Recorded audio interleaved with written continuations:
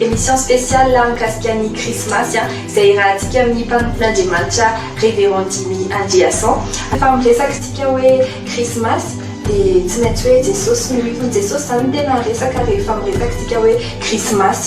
Inona zany tena marina, iza marina zany io Jesosy io. Tonga dia ity zany zay tsy aneo an-tena fa aneo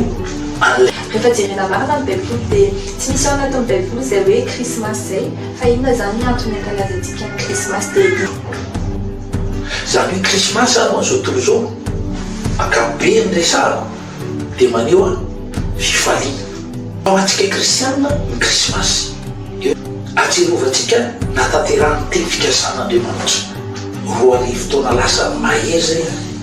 dia tonga dia tenintsika mifamonjena dia Jesosy Kristy. Mila tsara anareo tsara zay ny atony hoe manampy lehibe ny Christmas dia wow